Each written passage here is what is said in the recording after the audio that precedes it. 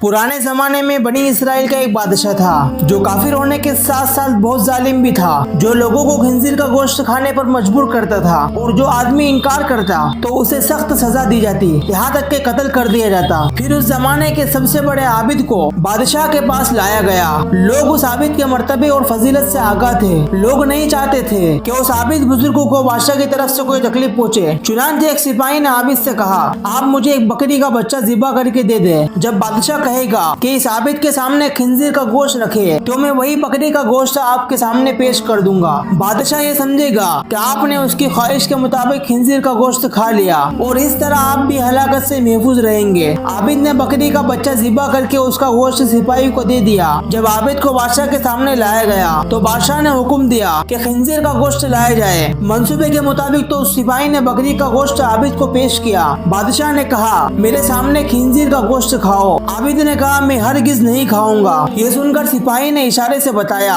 कि ये वही बकरी का गोश्त है जो आपने दिया था, आप बिला झिझक खा ले। लेकिन आबिद ने बादशाह के सामने वो गोश्त खाने से इनकार कर दिया। जालिम बादशाह ने सिपाही को हुक्म दिया कि इसे कत्ल कर दो। जब आबिद को कत्ल के लिए ले जाने लगे तो वो सिपाही करीब आया और कहा, आपने गोश्त क्यों नहीं खाया? बाखुदा ये वही गोश्त था जो आपने दिया था। आबिद ने कहा, ऐसी कोई बात नहीं, बल्कि मैं इस बात से डर गया था कि लोग मेरी वजह से फितने में मुब्तला हो जाएंगे, क्योंकि जब भी किसी को खंजीर का गोश्त खाने पर मजबूर किया जाएगा तो लोग कहेंगे कि फुला आबिद ने भी तो मजबूर होकर हराम का गोश्त खा लिया था, लिहाजा हम भी खा लेते हैं। इस तरह लोग मेरी वजह से बहुत बड़े फितने में मुब्तला हो जाएंगे और मैं लोगों के लिए हरगिज़ फितना बनाना नहीं चाहता हूँ। ये कहकर वो आबिद खामोश हो गया और जल्लाद ने उसका सर तन से जुदा कर दिया।